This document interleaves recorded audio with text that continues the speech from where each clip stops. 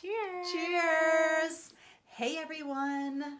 So, it was a dark and stormy night. Ooh. Right? It's kind of tantalizing, but kind of super cliche and boring at the same time.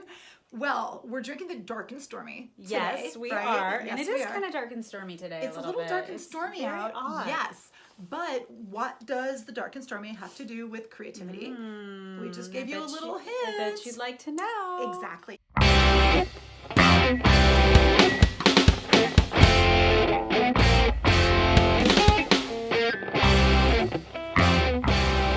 we gave you a little hint with that whole Dark and Stormy night. We're going to be talking about cliché. We're going to be talking about what happens when you are diverted from your course as a creative, and you'll soon find out why we're going to talk about that. It's very thematic. And we're going to be talking about this drink, the Dark and Stormy. So I think it is time for us to get drunk on the creative possibilities. Yes, it is. Yes, it is. In the meantime, you guys, before we get any further, I think that don't forget to subscribe if you haven't done so already. Please subscribe. Yes, and click on that little bell-shaped thing that goes ding-dong so that you'll know when a new episode comes out, which is usually every Tuesday. Every Tuesday. So, I look for it myself. I know, me too. I watch it like 100 times. It's amazing. But yeah, so you guys, let's get started. Let's do it. Cheers to you. Let's taste this fabulous drink. Okay, Dark and Stormy. Here we go. Oh, wow. Yeah, this is super different from anything that we've tasted. And I think, obviously it has a lot to do with the ingredients. Yes. So you did, this is pretty too. So I did 2 ounces of the Gosling Black Seal rum. Okay, and of course, I'm such a popular culture little biatch that I was like, Gosling, is that... related to Ryan Gosling. Yeah, I guess it could be. The family, this rum dates back to 1806. They're not Canadian, are they? They're not. English. So Ryan Gosling is Canadian, is he? Or am I just spewing out false facts again? I think I am. It doesn't matter. I don't know. I always just think he's kind of hot. I never really... You didn't care where he was from? I didn't care where he was from. You didn't care if he was polite or not? I don't know. I think it's important. If Ryan Gosling was like, hey, you want to hang out? Hey, girl. He was like, hey, girl, want a Dark and Stormy? I know you would be like, where are you from? And I'd be like... I don't actually care where you're from. Exactly. Okay, so enough with the diversions over here. Enough with the sidetrack. Right? Well, that's the story of this drink, right? Yes. You were telling me the other day, so I cannot wait to hear the whole story. Yes. So it does not have a very dark and stormy history, despite the name, but it's essentially was invented in 1806. Oh my God, you're so good with the dates. That's amazing. Yeah, but it's even on the bottle. I keep throwing those on the ground. Probably because I don't want them. Yeah, exactly. And, you should start to read those cues in yourself. Like, I don't need that. I should intuit those. I'll be free. Yeah. Okay. So anyway, 1806. Not Ryan Gosling. Ryan Gosling's family member from the way back from England. Was trying to sail to Virginia in America. Did I lose my lime? Oh, no, I didn't. Okay, good. I did not. Yeah, so he was trying to sail to America, to Virginia. He didn't make it. And I guess the sea was not, moving along very well. The closest place where he got sidetracked was Bermuda. Nice. Well, at least he didn't get lost in the Bermuda Triangle. That would have been worse. A lot of things get lost there, and something. Yeah, your glasses maybe. That's probably where my glasses are and all my daughter's water bottles. The vortex. So. Anyway, he gets sidetracked in Bermuda, and... Not a bad place to be sidetracked, I'm guessing. This Gosling family does have a history in spirits. That does not mean ghost. I'm talking about liquor. That would have been really cool, too. I know. It's like, if he had, a ghost story. I don't have anything. Shit. Yeah. Ugh, I'm so disappointed. I know. I don't even have a literary ghost. Oh my God. Yeah. Intro. No. Okay. Well, that's a bummer. I'm sorry. So maybe we'll talk about the ghost tropes later. Yeah. Maybe I'll think about tired tropes in literature. The ghost being one of them. Dickens. Might have been original in his day. Yeah. I might get ghosted after this. Anyway, that should have been on our list. Oh shit. Yes. Yeah. Well, we have a list. We'll get there. I know. We're ahead of ourselves. I know. We're time traveling right now. Yes. So anyway, he has a family history in spirits. He gets to Bermuda. And I don't know how it all happened. But anyway, he invents the Gosling Well, he Black basically Seal rum. opens a distillery, and Yes. I guess there was sugar in Bermuda, I'm guessing. With the aid of slavery, which we won't mention because we already went down that rabbit hole with the Hennessy. Yeah.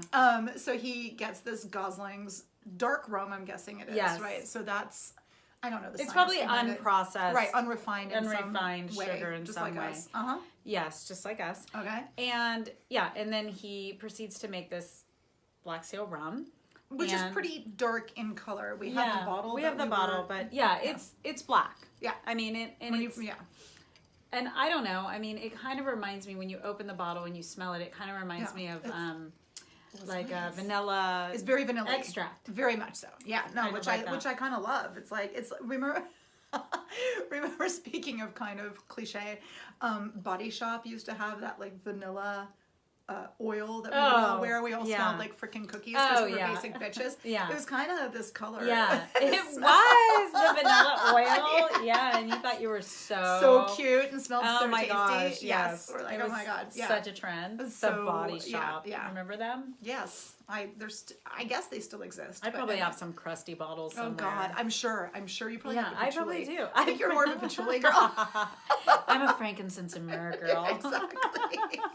Okay, so then how did this go from Gosling's rum to Dark and Stormy drink? On the other side of the island after World War I, the sailors were, basically fighting off seasickness and nausea by brewing ginger beer. So they were using ginger beer. They're like, screw fighting in the war. Like, let's hang out in Bermuda and brew ginger beer. Sounds like a worthwhile. And then somebody was like, let's throw in some of this Gosling's Black Seal rum. Nice. And they stirred it up. And that's, that's essentially how it was born. Dark and Stormy name? So yes, the color is described as the color of a cloud only a fool or a dead man would sail under. Awesome. So that is essentially the color. I think this I like it. I can appreciate that color. I'm into it. I love it very much. So I love the whole nausea curing detail because that's awesome. I mean, we were talking about all these tropes that make us feel totally sick. So I think that's fun. The ginger beer is definitely a good addition to this. It's a good antidote to nausea. Exactly. Well, I'm wondering if you get trashed and you're feeling nauseous because you've drunk too much. I wonder if the ginger would help stave that off. I mean, a Dark and Stormy might be another version of it. It might be the Corpse Survivor dose. Yeah. It could be. Very interesting. Do we have anything else about the history of this drink? Oh, yes. So the Dark and Stormy can technically only be called the Dark and Stormy if it is made with the Gosling Black Seal rum and the Gosling's ginger beer, which we followed suit. We did what we were told. We did. We were very obedient. And a lot of the recipe. So the recipe is essentially rum, ginger beer. Okay, so how much rum did you put into the ginger beer? I did 2 ounces. Okay. 2 ounces, and then I think I do have the over ice with ginger, and I just and the lime, just a little slice on the side. Yeah, you're not allowed to. So a lot of people do lime juice in their Dark and Stormy, and that is not allowed by the Gosling Black Seal rum people. They apparently become litigious. If i.e. they'll sue us. Yeah. That's what we're saying. If So we're not going to hashtag them or anything else in this video. I think we should. I mean, we used all the ingredients. You are allowed to use a wedge of lime. A wedge of lime. And even though mine fell in, don't sue me. They allow you to use a wedge of lime. Good. Because so we have a real Dark and Stormy. Yeah, we did it. Love it. We did it on. Love it. Completely on point. Completely on point. So that's very good. So how does it taste? Let's describe. We described the vanilla. The ginger's a nice touch. I mean, it smells and tastes very tropical. It's very tropical. It's very, it's like coconut oil. Like I feel remember that Hawaiian Tropic? Hawaiian Tropic in the brown. Remember the QT, the quick tan that you'd put on and would turn this color? Oh yeah, girl. Because I am white as white. Exactly. So but the QT was the way to go. It would turn you, kind of a nice baked orange. It was nice. And it would smell. It smelled like this. Like the Dark and Stormy. Yeah, it really did actually. It's very nostalgic. Yeah, now that I've smelled it, I can't unsmell it. Like that's kind of disturbing. We're drinking Hawaiian. Yeah, Hawaiian Tropic. Hawaiian Tropic. Remember it was in the round bottle. Yes. And it was with the white. with the palm tree on the bottle. Oh my God. And the foil. And then the foil would wipe off because then you get, like, your hands would get all full of sunscreen and it would slick the I don't even foil think it off the had bottle. sunscreen in it. I think it was just grease. It was just, I think it was just full on with grease. chalk in it. I don't know, something. I don't know, but it was nasty. It was pretty nasty, but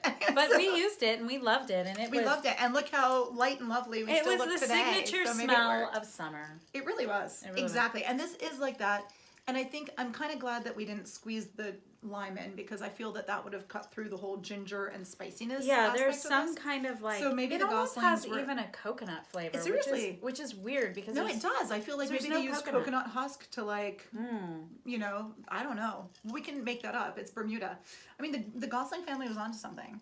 And then the ginger beer, they had ginger, I guess, on Bermuda. I'm thinking, I mean, they must have, because or else they wouldn't have been making Which that I think there. Ginger is one of those. It's kind of a root that has to have. It definitely grows in tropical climates. Places. Yes. And but the funny thing I think it needs a lot of water. A lot of water. Yes, it's not a dry climate root. The funny thing about the ginger is when you have the ginger ale that we're all used to, like the Schweppes or the, you know.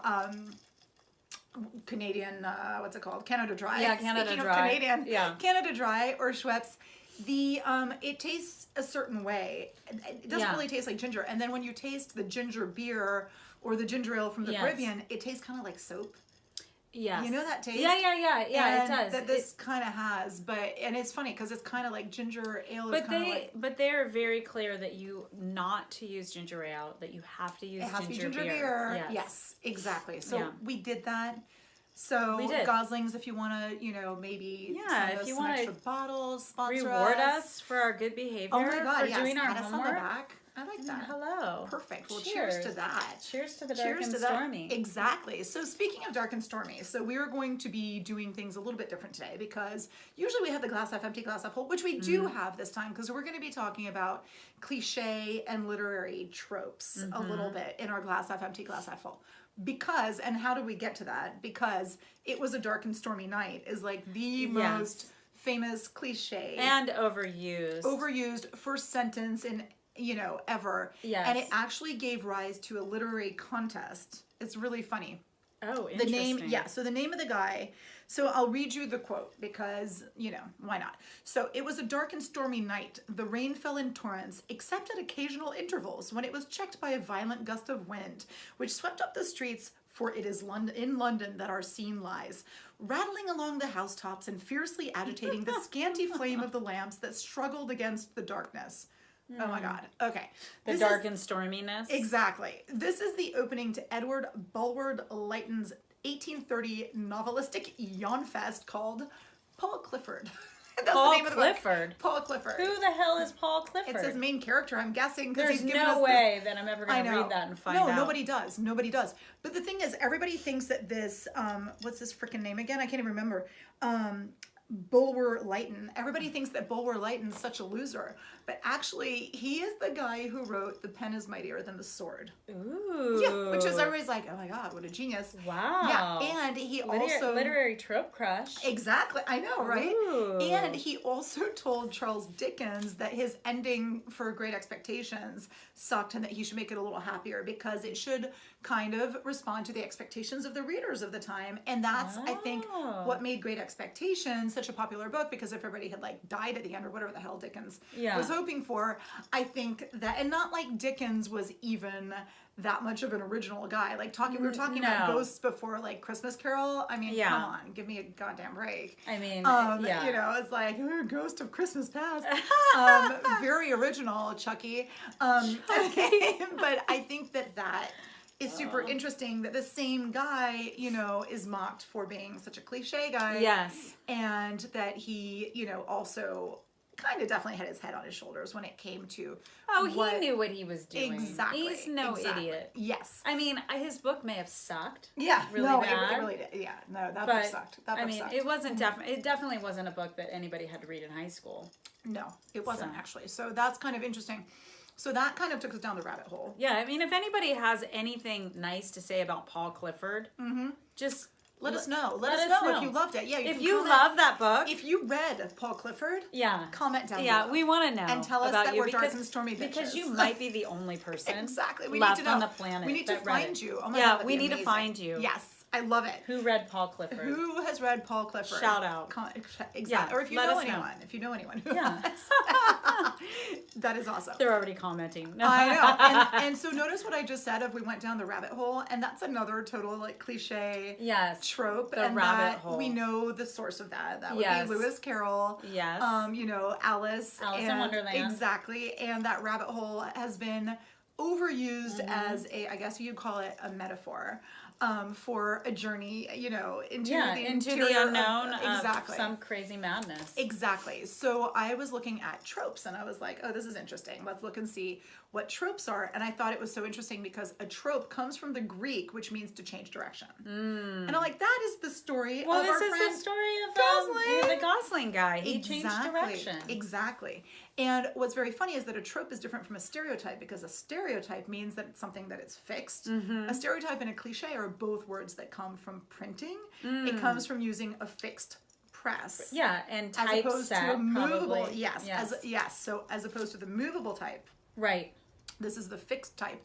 It's much faster and more accurate because you can run more things on it. Yeah. But that means that it just repeats and repeats. It repeats a stereotype, and it becomes, you know, stereotypical because we're using a stereotype.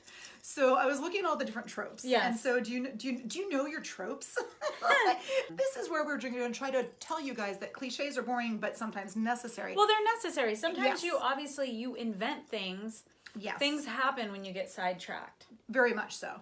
And also the whole thing of, you know, the conventions that you're using, like literary convention or film convention or artistic convention is important because people, it's like a psychological thing where the human brain wants to know what they're looking at. Yes. They want to know, they want to be able to recognize what it is that they're supposed to be thinking and feeling. And they also want to be surprised. So that's where you put in the plot twist or the, you know, change. But I think it's important to know your tropes and it's important to know your stereotypes. So so let's go over what tropes classically were. So in terms of writing, like tropes were your metaphor, you know, where you're, so down the rabbit hole, the metaphor. Yes. It was your simile, you know, like a whatever, right? We all know that one. You have the oxymoron. Is another type of oxymoron. Trope. I love that one. Right? I mean, and those, it's so funny because I think that whenever these were first used, they were probably so, you know, freaking original, like allegory as well. Yeah. You're probably like, oh my God, this allegory is just brilliant. Well, I think the other thing too, I mean, I'm sure there's lots of like English majors that are watching, but for the people that are not English majors. And if you're an English major and you want to correct us, seriously. Yeah, you can yell at her because I am not an English major. I was. I didn't even know that, but I knew that. Exactly. So like grammar Nazis, feel free to come after us. She is like nerd. And just because we know it doesn't mean we can't forget it and doesn't mean we can't completely ignore it and doesn't mean that we can't, like, so somebody was telling me the other day, they're like, oh my God, you swear so much. Don't you have a vocabulary rich enough to express yourself? And I was like, I'm sorry. Maybe they didn't read that New York Times article about how swearing means that you're more intelligent. And more honest. And more honest. And more direct. And it's actually a way to discharge emotion. I can't believe I just said discharge on the podcast. Yeah. But to discharge anger and frustration. Absolutely. It's a way to discharge evacuation. Energy. Yeah. Evacuation. I like it. I don't call them curse words. I call them sentence enhancers. They're sentence enhancers. They're like jewelry for your sentence. They're like Botox for your words. They are Botox. I mean, let's give it up. I love it. So here's the swear words. Cheers to that. Cheers. I love it. So grammar Nazis, come for us. We're here. We don't care. We don't care. We don't work for Grammarly. Exactly. And we never will. And we never will. So there you go. No, but Grammarly, if you want to subscribe and like, you know, if you guys want to say and put something an ad up here for like Grammarly, we'll do it. We'll do it. We don't care. We'll talk about Grammarly. We'll be sponsored by you. We're talking about grammar right now. I mean, we're talking about tropes. No, I think it's interesting, but I think that one of the things I want to say about a trope that, you know, that helped me kind of understand it is that it is kind of a recurring event. So, you know, and I think you have to drive it into the ground so that people really see your trope. Like once you commit to a certain trope, you can't mix it. And that has a name. So if you're mixing, if you're mixing your metaphors, so I've got a word for that. It's catachresis. Oh, Jesus. Yeah, Joseph and Mary. I know, exactly. Catachresis. So, catachresis. So catachresis is when you're mixing your metaphors in a crazy way. So either you do it and you know that you're doing it, and you can do it to kind of comic or jarring effect, or you're just a dumbass. You know, so if you're like, I'm gonna, you know, give a man a fish and he can, you know, go to bat or something like that. Like, you know, that is ridiculous. It makes no sense. But so many people do speak like that or try to. I actually kind of like it. It could be really. It could be fun. A lot of poets have used it. Funny. Yeah, or you know. Yeah, it could be a really comical. It can totally, absolutely. If it's used intentionally. And there you go. Again, that's the key. Know your tropes. Yeah, I feel like I need to do a trope review. A trope review. Yeah. I know. Well, I've got some more. So I've got one of my other favorites, because I'm such a freaking nerd. One of my other favorite trope is the laitoti. Ooh, the laitoti. The laitoti. And is that some kind of like new bong? Is that like a thing that you can smoke out of? You should be able to. I've got my laitoti. I've got my laitoti. It's lit. I'm gonna light up my laitoti. This laitoti is lit. It's so awesome. No, so a laitoti comes from the Greek, meaning a simple linen cloth. Ooh. Whatever. And it's kind of like that understatement. So laitoti, basically, if you're not a nerd, simple. You would say a simple understatement. You'd be simplifying something. So when you say like, hey, if you think something's awesome, like somebody got a straight A and you're like, oh, not bad. That's a laitoti, you know. And don't you hate people that do that? They do it on purpose. They understate things. Yeah. When they know that they should not understate it, and they do it on purpose just to like get under your skin. Do they? I think maybe. I mean, you know who you are. You know who you are. You laitoti. You know who you are if you do it. You laitoters. There is a laitoti thing going on out there. There can be. Well, yeah, when somebody's like, oh, that's not too terrible. Or that's, not bad. Really? Or nice, nicely done when it's something's, amazingly good. You blew it out of the water. Exactly. And they're like, did I just say blow it out of the water? You did. God, you cliche whore. Oh my God. Oh my God. She's terrible. I mean, the minute you start listening for cliches, you can't, and that's the other thing. You can't help it. Like, you know what? The cliches are so much part of our cultural makeup that it's almost, again, are they hegemonic? Hegemonic. Is it the hegemony of cliche? Is it hegemonic? Yeah. It's endemic. It's the hegemony. It's endemic. It's endemic. We would be nerds. But the thing is, it's like, it's comforting. Like, you just say blow it out of the water. I know exactly what you mean. Do I necessarily know the exact historical background of that expression? Not necessarily. No, but I think if anybody does, can you please let us know? I'm curious. Something other than Moby Dick or World War something. I mean, I want to know. Somebody blew something. Right? So, exactly. But, okay, more fun. Oh, we got synecdoche. Synecdoche is good. Synecdoche. Yeah. Synecdoche is the one where you use... is that Latin or is it Greek? That's Greek. Yeah. So synecdoche... It's all Greek to me. It's all Greek to you. So you're using a part of something to describe the whole. So it'd be like hired hands. Right. For workers. Or the eyes and ears. For the people who are, listening to something, or, breaking bread. The people that are spying on you. Exactly. Or like breaking bread when it comes to eating. Here's a good one. The good one is antenna-classis. Antenna-classis? Antenna-classis. Can I guess what that is? Yes, of course. Like that. I love guessing games. I love it. So yeah, antenna-classis. I feel like I'm on Wait, Don't Tell Me. I know. So we'll think, break it down. Give me a clue. We'll break it down. Okay. So anta is... It's like the it's the opposite? Opposite. Yeah. Classis.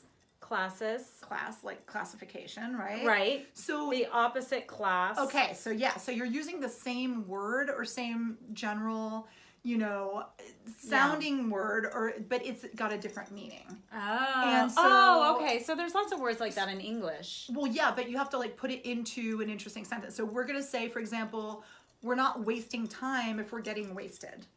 Ooh. So that would be that's a good antenna-classis. Yeah, and that's cheers. Yeah, there you go. And I think that it was Benjamin Franklin. Well, what about getting drunk on the creative possibilities? No, that's not the same. You have to use the word twice. Oh, okay. So you have to say we're not wasting time if we're getting wasted. Okay, or I got it. Benjamin Franklin said, if we don't hang together, we'll hang apart. He meant if we don't keep together, we'll hang Literally. So different meanings, same word repeated. I was thinking that probably like Jesse Jackson probably did a bunch of that shit. Because he likes to repeat his words and you know what I mean? Like I'm sure he has. No, that makes sense. I was looking for a Jesse Jackson quote because he's such an, oration. Yeah, he's an antiquasis. He's an antiqualicesian. He's an antiqualicesian. Exactly. I mean, I thought that for sure I would find one, and then I didn't. I think we should make T-shirts with just different tropes. Different like crazy tropes. Like, what's your trope? Exactly. What's your trope? So, the one, if you want to have the grammar Nazis come after you the most, it's the most common, or the most commonly mentioned trope would be irony.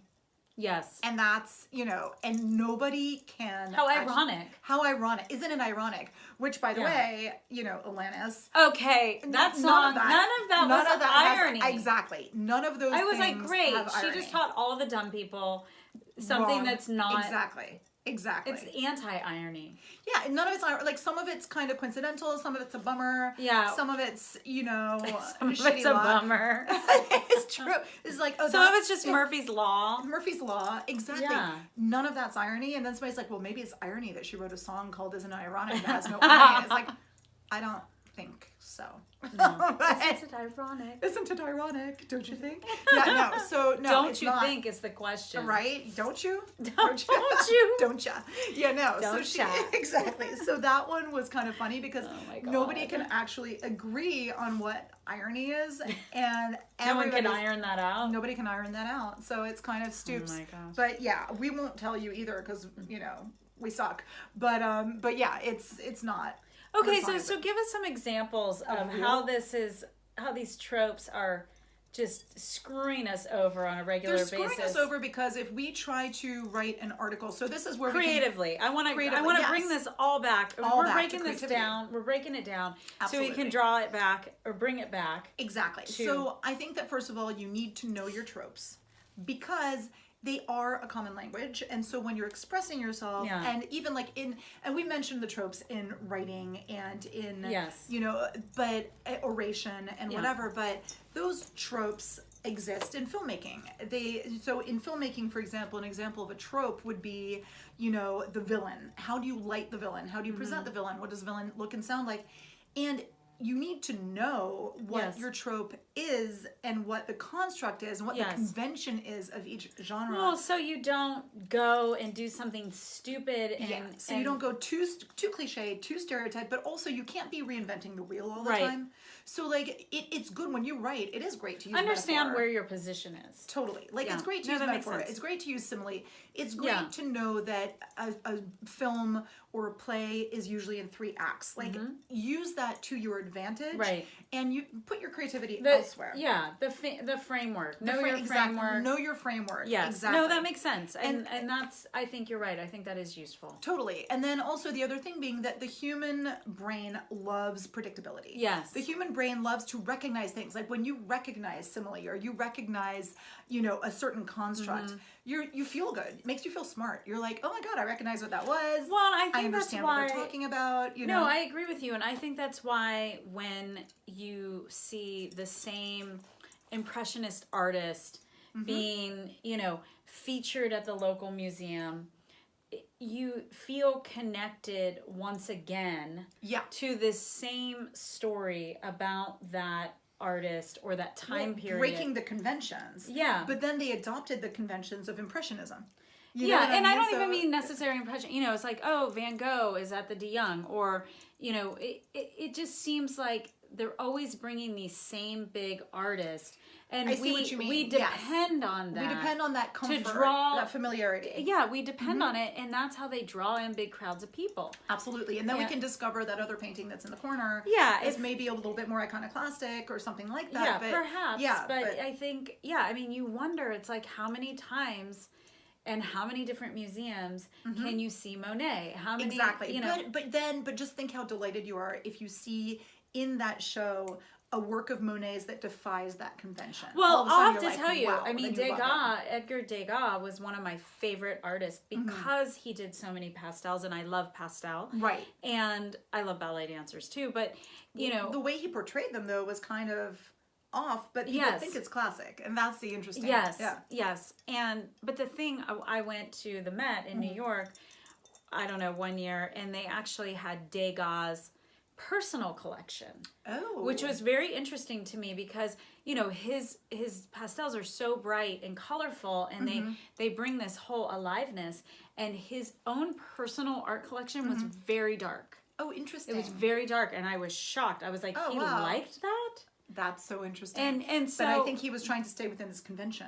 Yes. Because he knew that in order to be successful commercially. Yes. And that's another choice I think that you need to make. Like, I think that if you want to break all of the conventions, you have to be ready to not have this immediate understanding by the public. Sure. You know, they're going to be like, I don't get it. I don't like this. Because they want to, I mean, that's just the way our brains work. And so they say, like, this is what you do as a creative. You know, be aware of what the trope is, be aware of what the construct is, and what the convention is. You can recombine, you can play with it and everything else, but try to do that a little bit a little bit at a time, because you know that if you don't do it that way, you're going to alienate your viewers, you want to go readers. Incrementally. Exactly. You want to tweak it incrementally. Exactly. You don't want to just overhaul the whole thing. No, I mean, it doesn't work that way. No. So when we were talking about, you know, the thing that people expect a certain construct, they expect that kind of, you know, like you cannot have creativity without having cliche. No, you can't. You can't, you know, because the audience is expecting these They're things that they can recognize. Patterns that they can recognize. They'll be so disappointed if they don't get it. No, so that's true. why sometimes right? We repeat ourselves and we do things that are expected and basic for you. For you. For you. We do for you. We do. Everything we do. We don't want you to be like, feel disoriented and lost and like you're losing your mind when you're watching our podcast. Which you still may, but that's not because you had to hear the lack of cliche. All of those Grammarly quotes. Exactly. So I was thinking of a musical example. Of that. And we talk about these guys often because they're kind of these musical giants. Let's play the guessing game again, because I love the guess. So who am I talking about? Somebody who used kind of cliche and construct and something that was familiar, but then introduced little by little some new stuff. Go ahead. The Beatles? Yeah, the Beatles. Could it be the Beatles? Yes. So the Beatles did that. I mean, they doing really the versification, you know, some of the lyrics, some of the rhythm. Well, they really followed music. The pop music, pop song structure. Completely. Which is, so people, that's what made them so easy to love, right? You have, you know, you're more familiar with music. You're I'm the grammar nerd and you're the music nerd. But then they kind of branched out.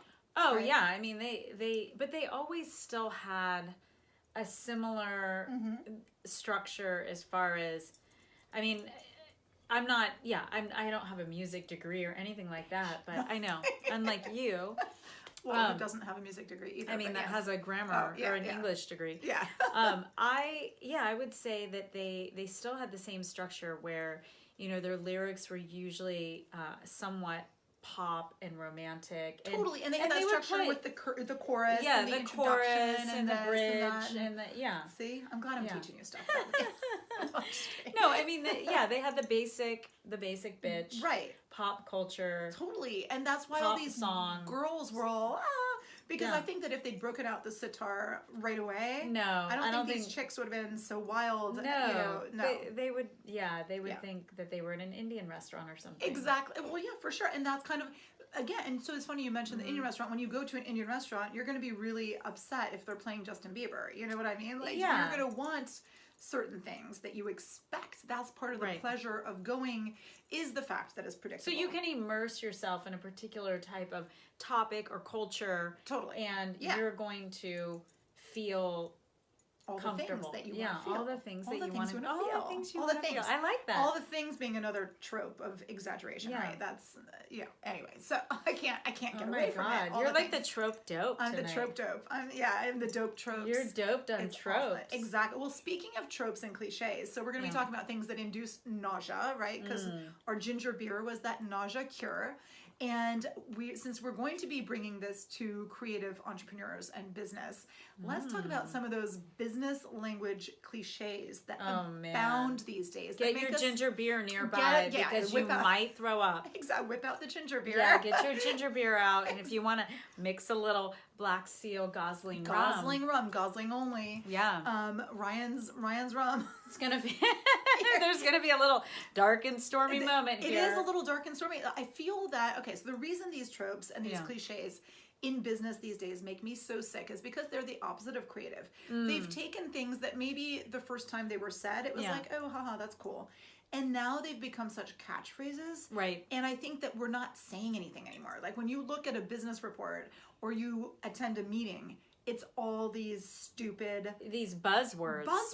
And they'll just recombine them in random ways. It's completely annoying. So we're going to go over a few of them. Why don't you give me one of your... You have a... I mean, we both have a bunch. Well, I hate the one when they talk about culture. You know, because we love culture. Fit into your culture? Right, like we love culture in general. Yeah. But when you're talking about corporate culture, and then you've wiped out the word creative, and now you're just saying the culture. Yeah, the culture. And you're like, no, that's the opposite of culture. Well, I have a friend who, he's part of these big, companies that doing, stuff. Technology and stuff. The things. And he's told me that, a lot of times part of the interview process isn't even so much about his resume or his talent. Do you fit into the culture? Do you fit into the culture? But then they'll say that. They're like, oh. And I think it was actually that company Zappos that started all that nonsense. The whole corporate culture. Yeah, the culture where they would hire their friends. And when they ran out of friends to hire and then they created this culture, and then they would determine to play ping pong in the office, and like our culture is that we go to the food truck, and we do everything together, we hold hands when we go to the food truck, we have a campus, it's like we're back to being students, and we have our tribe. Our tribe is another one. One that drives me nuts because tribe, like the idea of a tribe, is interesting from a sociological, anthropological point of view, but I really don't want to be talking about tribe when I'm talking about the people I'm trying to sell something to. Well, and a tribe is actually, because I did study cultural anthropology. Right, exactly. A tribe is something that is, they're actually going to live and die for the rules of their tribe.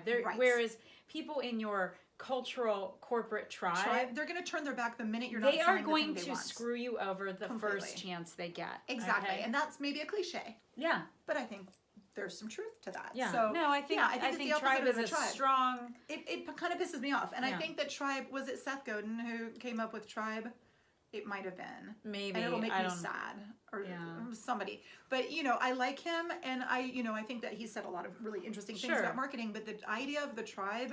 I think is really taking something and making it a little bit too over the top for what it is. I'm trying to remember some of the other ones. Oh my God, I hate bandwidth.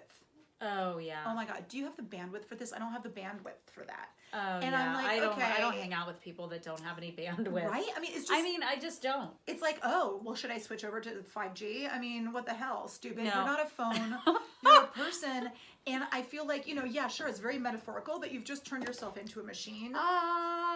We did not have an earthquake. No, she's contacting the machine with, technology is her energy. It's like your enemy. Yeah, it is. It's not my frenemy. No, it's your enemy. But I hate that idea of like not having the bandwidth. It's like we're not these fixed machines with like this bandwidth of, I think it was cute and technological for about a hot second. Yeah. It's just like saying ping me instead of call me or contact me or email me. Yeah. Ping me. Oh God. Yeah. Ping. I want to be like ping to their head. I don't hang out with people like that. That ping. I don't get pinged. You don't get pinged. Ever. It's like don't ping me. Don't ping me. Or circle back. Can I circle back to you? I did like circle back. Can we take this offline? But circle back was a good 7 years ago. Sure. I remember I had a lot of, when I was working for my brother's company, there were a lot of like technology people that I would sell reclaimed wood floors to. Yeah. And they would send emails. Well, let me circle back once let me rope you. What is it? It's not rope you in. Let me bring you in. There's some stupid expression about conference you in. Yeah. I mean, something like that. That's old, I guess. But I mean, it's terrible. But also, I'll ping you and then let's take this offline. Oh yeah. Offline. They'll say it. Oh, it's all of a sudden more real if it's offline. And also, they'll say it when you're like in a meeting. You're not online. You're in person.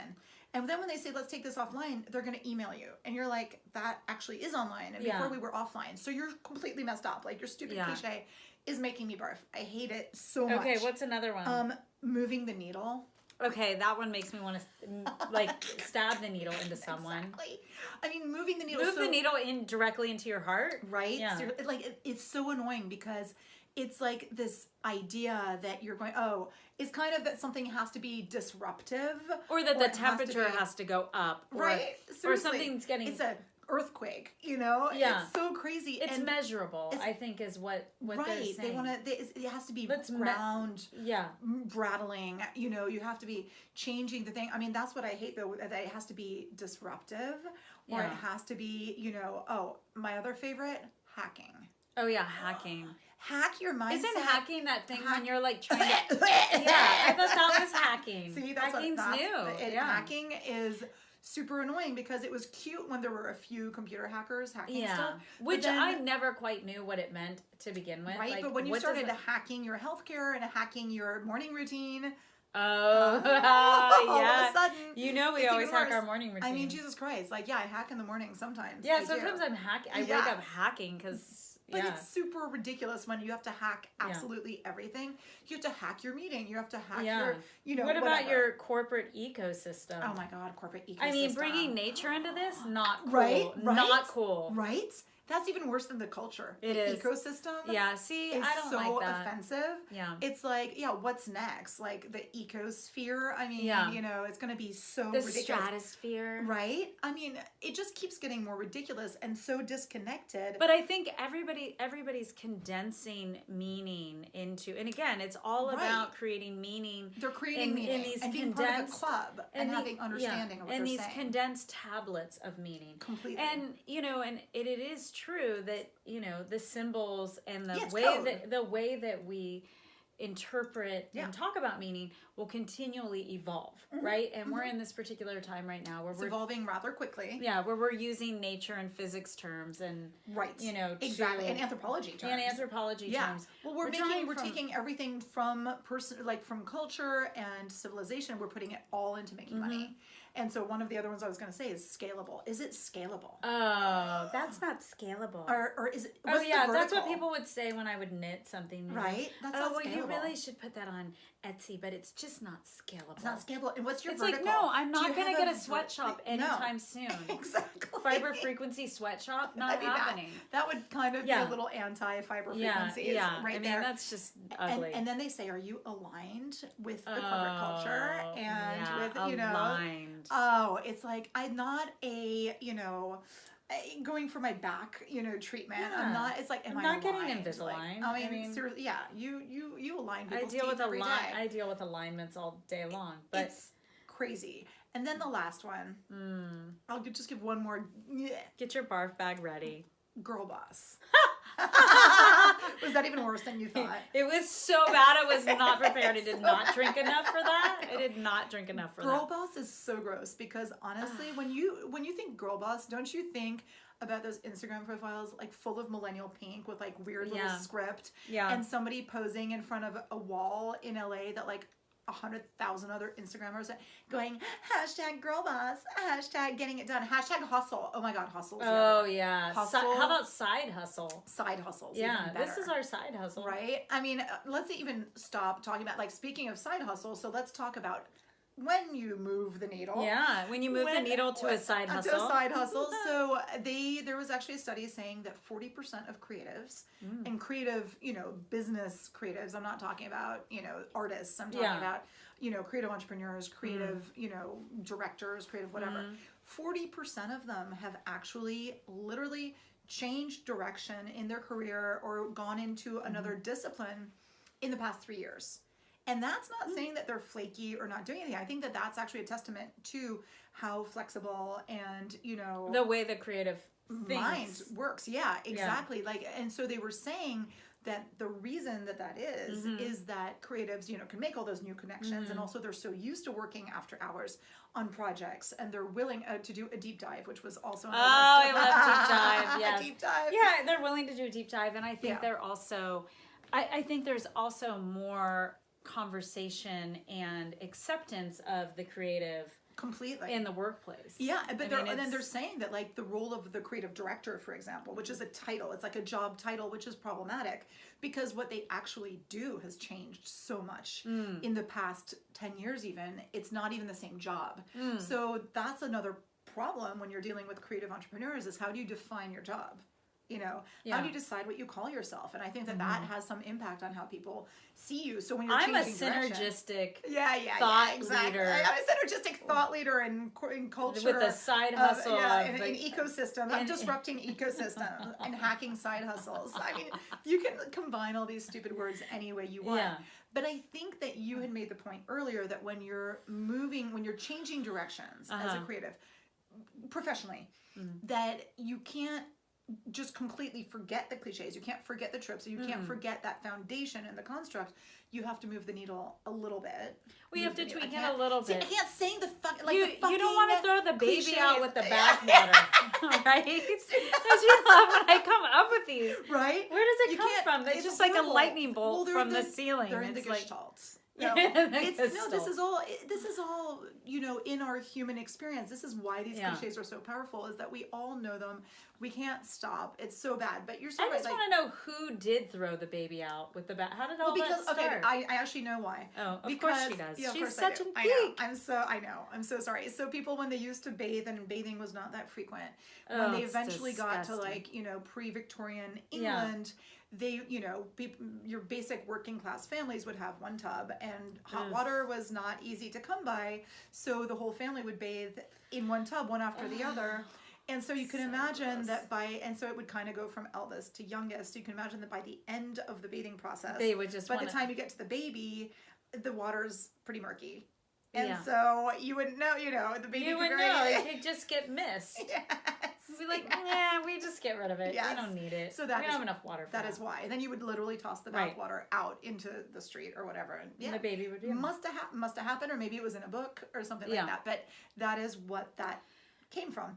But anyway, you want to move. So when you're changing, so I've kind of been thinking about how do you decide to change course, you know? Yeah. Like either you can make the best of your situation, like our friend Gosling did by making, you know, the rum, or you can choose to He's like, I need a drink. Right. Or you can choose to add another ingredient. So that's one way of changing your creative course. Yeah, add another ingredient. Add the ginger beer, you know. Or add the rum to the ginger beer. Exactly. Yes. And how do you determine whether you should do that? I think that you look at who your audience is or your clients are. What are they saying to you about what's happening? Or, you know, where are you encountering success? Well, yeah, because your clients will give you feedback about, I mean, that was one of the things when I was selling wood was... You're like, when I was selling wood. When I was selling wood. I mean, I know it doesn't look like I sold wood, but I sold some wood. And apparently my Chinese horoscope, that in my Chinese horoscope... You're a woodchuck? Wood is my most important element. Oh my God, got wood? Yeah, got wood. Awesome. Yeah, no, seriously, it is. It's amazing. It is my most important. I can't get away from it. And of course, someone told me this right after I took a job selling wood. They told me that wood was my most important element. You're like, I know. I was like, duh. Everywhere. But anyway. What was I telling? Oh, so Yes. When you were selling wood, your audience was telling you. Well, I would meet with clients and they would tell me, I want pre-finished engineer. You know, they would tell me what they wanted. Right. And either you tell them no, you don't, and you try to force yourself to do that. And so people tell you, the clientele or the customer or whoever you are trying to attract or interact with or sell to or, you know, market to. You know, that's why I think data is such a big deal now. Huge. That's why everybody's collecting data on everybody else. Exactly. And that's what all these YouTube celebrities, and see, sadly, we don't do that. If we were doing that, we'd be looking at the data and saying, what do you guys want to hear? And then we'd be telling you. But instead, we're stubborn little bitches who are, you know, into our creative expression. But most people will literally look at the data points and say, what are the audiences looking for? And so many, and we will do that today, actually. So that's another comment that you guys can put down below. Yeah. Which cocktail would you like us to do? Which creative theme would you like us to explore? We actually had somebody suggest a really fun one to us. Oh, yeah. About a drink that the Real Housewives drink.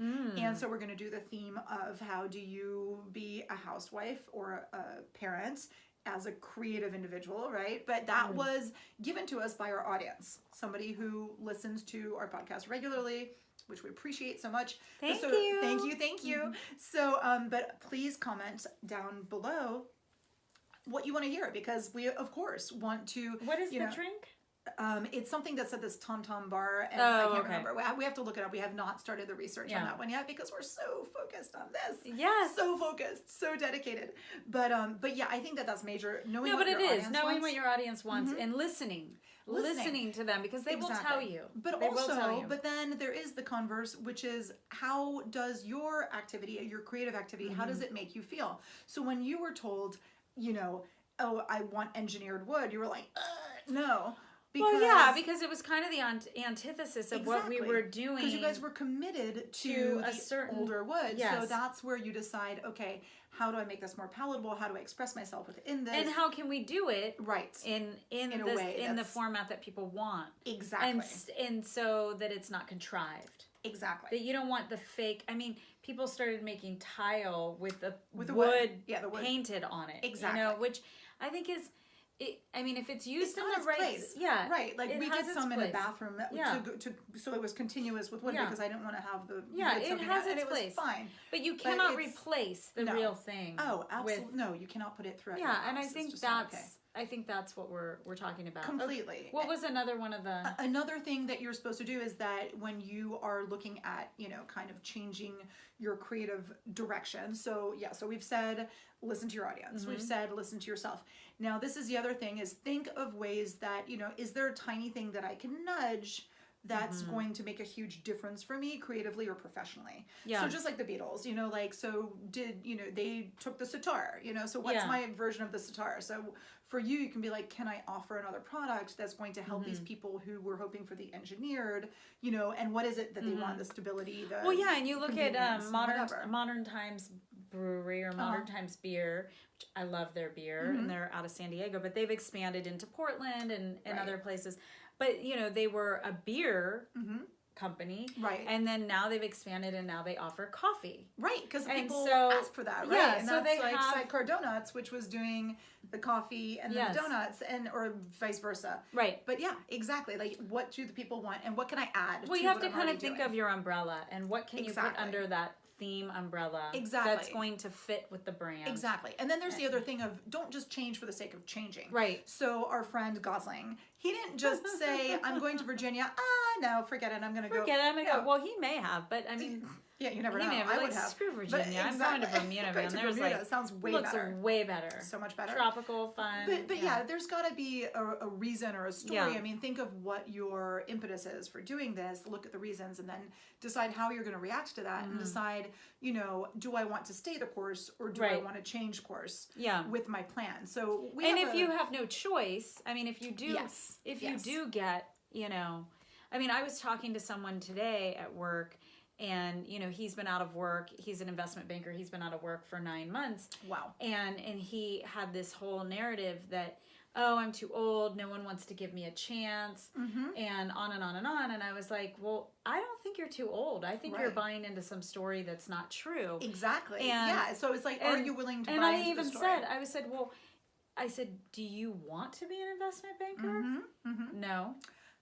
And I was like, well, hello, McFly. Exactly. I was like, why don't you explore another avenue then? Exactly. So that takes us straight to our list of people that we've kind of come up with who've done just that. And like we can go. You're welcome for the segue. Right? I know. My God, you're so good at segues. Yeah, you really are. I am. It's awesome. My whole life is one big segue. Right? Exactly. You're like, just segue along. I'm going to buy you a little segue you can roll around on too. It's so good.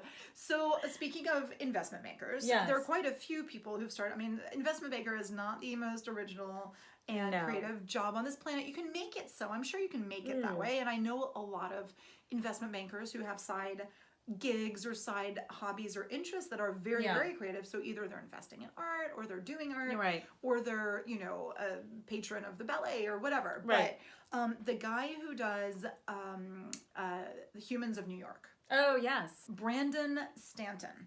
He does Humans of New York. He's award-winning now photographer. He's amazing. If you haven't seen it, you should see it. Yeah, really, really impressive. He's got an Instagram account. He's got a website. He's all over the place. He started out in finance, and he was just like, finally, he lost his job, I believe, and was like, okay, this is not working. This other guy needs to do maybe like the Dogs of New York. And Dogs of New York, exactly. I mean, something. I didn't even think to tell him that. Somebody could tweak it, right? Exactly. You could have told him, like, hey, you can. Umbrellas of New York. I mean, you're welcome. Right? This is an existing genre. Yeah. It's on its way to being a cliche. Yeah. But you can still exploit it for now. So that's really good. Yeah. Got time. Exactly. So then I've got this guy. I just want to know if you have the bandwidth for it. Does he have the bandwidth? So there's another guy, another investment banker, Marcus Bleasdale, who he was, because the first one, Humans of New York, basically I think lost his job, so he didn't have much of a choice. But this guy Marcus was listening to a news story about war and about stuff that was going on. And so he heard about the Balkans. The Balkans. He was hearing about the Balkans, and he literally ditched everything. He was making £500,000 a year. He's English, and he basically was like, I can't deal with this. I can't. He gave away everything to charity, gave away all his stuff, sold his thing, and became a photojournalist. Wow. And, great risk to his life, not much financial reward, but, I think that creatively he feels like he's, really Well, I think there. Once you're, financially kind of set up, then you're like, okay, well, I did. I mean, not that that's ever happened to me. Right. Not that. But then I can imagine you're like, okay, well, I did that. So where's the meaning in that? Well, I think it's perfect that you said that, because I think that is one type of change where you can be looking for the security. And once you've gotten that security, financial or otherwise, then you feel that you can morph into this other creative role. Yeah, you can focus on other things because you're not trying to kill what you eat. Exactly. And then you've got like Grandma Moses, the painter, who basically was discovered when she was 78 years old, and she'd been isn't that amazing?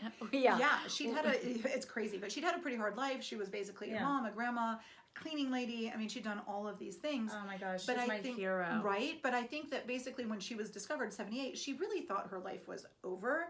So I think that that's the reason that she let herself kind of go into this new creative role, because she didn't have any expectations. Yeah, no one was like, hey, Grandma, can you clean the bathroom? Exactly. So all of a sudden she had to find something to do that she wanted to do, which is the very essence of what we're talking about here. Absolutely, like 100%. That's exactly what Creative Happy Hour is. It is. It's all about contemplating exactly where you want to go, what you want to be doing, completely, why you want to do it. Right, and why is that important? I mean, look at Grandma Moses, 78 years old, discovered, ends up selling a bunch of paintings, like museums, everything else, lives to be 101. I think that creative life has value and energy for people. That's a long damn time. It's a long time. It's amazing. So, and I think that the fact that she started a whole new chapter really has something to do with it. I agree with you. I think that's pretty impressive. So then we have other people like Vera Wang. Yeah. Vera Wang is an interesting character because she was a skater, figure skater.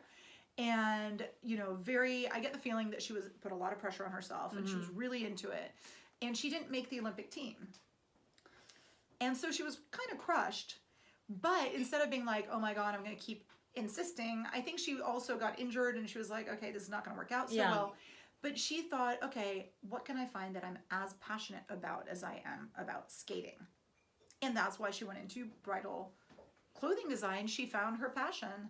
I mean, it's just odd, though, right? I mean, it's like an odd skating to weddings. Giorgio Armani went from medical school and army to fashion design. Yeah, so I mean, true. No, it's true. It's true. I think it is about passion. So those two, I'm looking at Armani and Vera Wang. And who's my pod crush? Oh, David Lee Roth. David Lee Roth. David Lee. Cheers to your glass is empty, but your heart is full. Yes, it's always half full. Yes. No, but he was a rocker, like like a full-on rock and roll star. Yes, and he became a paramedic, which is amazing. And that's for passion. 7 years he was a paramedic. But that's passion too. I think he felt the call. He felt like he needed to do something, and I think he that's did. A beautiful thing. He wanted to contribute to the community, and that is a big part of. I think that's story. Incredible. Yeah, exactly. And he seems to be somebody who keeps using his... He keeps evolving in that way. He evolves constantly, and he's got the energy, and he's got the passion. Now he's got the money to do it. And now he's got the money to do it, Yeah. exactly. And that's kind of a really nice little, plus. Bonus. Exactly. And then, but we're not saying that you always need to quit what your dream is, because, I mean, look at Michael Jordan. He literally did not make the varsity basketball team when he was in school. And Why? It's like, I mean, was he just sticking around? I guess he just wasn't good enough at the time. I don't know. And this man is widely, people agree that he was the top basketball player and athlete. I mean, just in general of all time. So, I mean, he just kept plugging along, as did all those authors you hear about who were rejected a million times. We're not saying just keep pivoting. That's another word, pivot. But anyway, just keep pivoting every time you have some form of failure or doubt. But do question. I think you have to constantly reevaluate. Evaluate why you're doing what you're doing, what it is that you want to do, and and can you continually add on, to what you're doing already. Yeah, can you either add, or do you need to change? Or do you need to take away? Exactly. Yeah, or take away. I think that's another good thing where you can pare down, and maybe you're doing something, there's just too much I think in medicine, that is one of the things, that your body is always trying to go back to homeostasis. Right. Some sort of balance. And I love that. That's like such a great creative vision, or even business vision. And you need to be there. Yeah, and unfortunately what happens is, we, in our modern medicine culture, I used culture in a sentence. Oh my God, you did. But that was kind of appropriate. No, it was. It was the right use of the word. It was. Yeah. I think, we're always like, oh, you need to take this pill and this supplement and this and this. When really, ultimately, it's more about like, oh, and there's extremes the other way. Like, oh, you need to take out gluten. You need to take out root vegetables. You need to take out, I think, there has to be some form of balance where you add what you need and you take away what you don't need. Right, and sometimes you just need to chill. Like sometimes the body just needs to be given time to rest and relax. And sometimes that's the same way with business. It's the same way with art. It's a metaphor for anything else that you can apply it to. Right. Like I think our friend Gosling, probably when he got to Bermuda, he probably had a moment where he was just like, oh shit. Yeah. It's not like he jumped into some time on my hands. Right? It's not like he jumped into making rum right away. Like, I mean, who knows what he did before then. Who knows what he did. Right? I mean, but I'm sure there was a moment of, oh my God, and of, and he did have a family come background. Come to Jesus moment, because that's another big cliche they use in business these days, which I find very shocking, indeed. Yeah. But I'm sure that he definitely did have to have that moment where he was like, he probably had time on his hands, and I would think so. He didn't like the local cocktail. Right. No. Whatever that was. No, exactly. So that's the thing. I mean, and I think my other two favorites of people who kind of persisted is Oprah. And we always talk about Oprah. We love Oprah a lot. I adore Oprah. We love Oprah. I listen to her podcast every morning practically. There are a few people better than Oprah. Definitely, and she's incredible, and she's a whole genre. She's kind of ushered in this whole genre of people who will interview and go look at people, but who are passionate and who are really invested in whatever they're invested story. In. Yeah. And she got fired for that. Her first job at a TV station, she got fired because they said she was too emotional. She was too emotional. She cared too much. And that's something where, like, thank God she didn't just decide to pivot. Yeah. And be like, I'm going to become a hard bitch, because we wouldn't have Oprah. Well, and her family was really hard on her about it. But that's what's, she was reporting terrible news every day, and she would cry along with the people when they were getting the tornado, and she'd cry with them. And and she was getting yelled at all the time. Poor thing. But you know what? But it's such a beautiful thing that she did persist, because she definitely started out from a position that was not easy. She probably didn't even realize that where she was getting. I don't think the local TV station probably wasn't her intended first destination. No, I don't think so. No, in fact, I think they put her there because they still had a contract with her. They didn't want to. Yes. They didn't want to have to pay out the money without making her work for it. I guess I don't know exactly the details, but something. And she ended up interviewing someone about ice cream, or I don't even know, something really kind of weird, and then. And she had that moment, that kind of which she always calls an aha moment. An aha moment. It's very Oprah to say, I had an aha moment. Yes. And, and so she had that moment where she got lit up by this experience. I love that. And she recognized it and carried it with her. And see, that's amazing. Well, let's have people comment down below, like, what was your aha moment? If you changed creative paths, what was the aha moment? What brought it on. Like, we're very interested to know about because these are moments we can all look at. Sure. I love that. So should we stop on the aha moment, or do we have anything else that we need to say about creative? Yeah, I mean, these were the people that came out of the Bermuda Triangle. Exactly. Yeah. I love that. Oh my God. I think, so yeah, you see nothing ever comes out of the Bermuda Triangle? Well, you're wrong. You're wrong about that. That's a cliche, people. Yeah, the Dark and Stormy came out of the Bermuda Triangle, people. So there you go. Come back and see us. Absolutely. Thank you so much for joining us to get drunk on the creative possibilities. Keep on trucking along and reporting back to us, and we will see you guys next time. Cheers.